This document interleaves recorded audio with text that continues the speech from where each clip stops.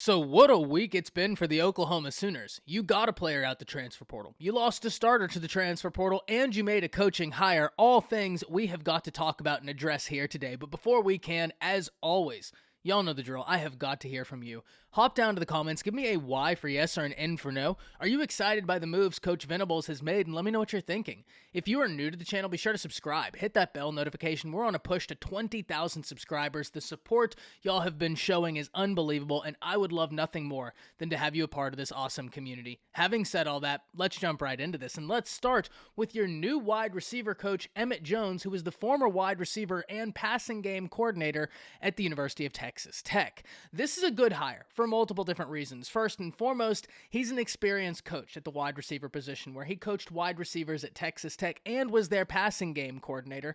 Furthermore, he was the interim head coach before Kansas had hired Leopold. So, this is a guy that's highly thought of in coaching circles.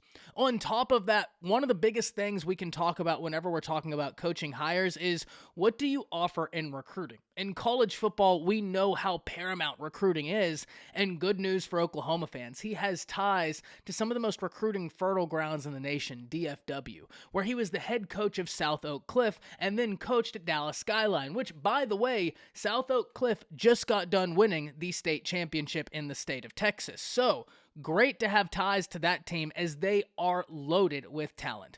First and foremost, anytime you can get a coach that you know has ties to the state of Texas, especially as the Oklahoma Sooners, you do so. Oklahoma, having their rival being the Texas Longhorns, are inevitably going to be recruiting in Texas.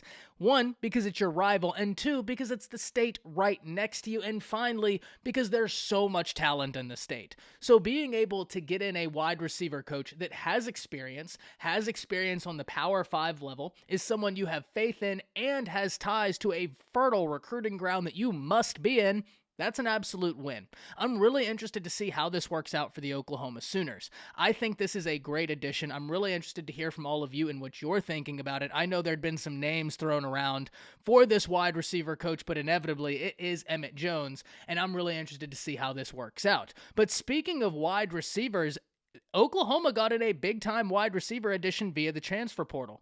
A former Michigan Wolverine, Andrel Anthony Jr., has transferred from Michigan to Oklahoma, and this is an individual we talked about not long ago. Standing 6'2", 190 pounds per ESPN, he's got big playability. He's got an uncanny ability to both high point a football and be a threat in the red zone, and also be a big play threat from outside the red zone.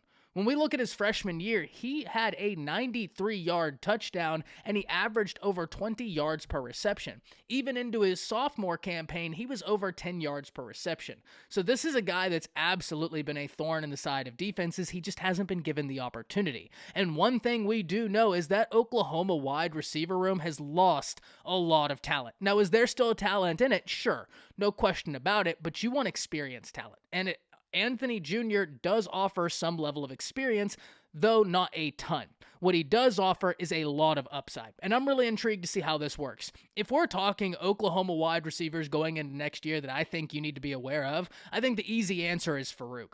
We saw how Levy utilized him this season, but being able to put guys around Farouk to take the pressure off of him will not only help Farouk, it will not only help your offense, it'll give them great opportunities as well because of the existence of Farouk.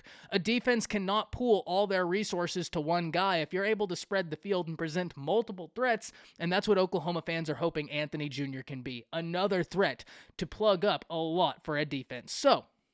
And that's exactly what Oklahoma fans are hoping Anthony Jr. can be, another threat to present a defense. But it was not all wins and additions for the Oklahoma Sooners, as they lost a former starter to the transfer portal in David Agwebu, a starter at linebacker. And this is going to be interesting.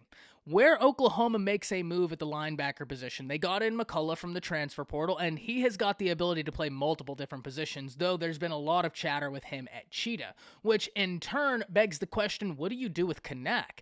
And Kanak could be the answer to slide in at this linebacker position. He's got sideline to sideline speed. He's a very talented guy. He's just young and learning the defense, but in fairness, as was everybody learning the defense this past season for the Oklahoma Sooners, the Brent Venables defense isn't one that you just sleepwalk into. It's not one that you just wake up on a Saturday and you fully understand. It is a fleshed out, difficult defense that is going to take time. Not surprising when it does. But I am interested to see what move is made here. Ugwoegbu is a guy that has intriguing characteristics. He's much larger than your average inside linebackers, but does not diminish any of the athletic ability. So I'm very interested to see where he ends up. I can imagine there will be a ton of suitors, but I'm also super interested to see how Oklahoma addresses this need at the inside linebacker position. Personally, I think Kanak's probably the guy we need to keep an eye on here, but I have got to hear from you. Hop down to the comments. Let me know what you're thinking. That's it. See ya.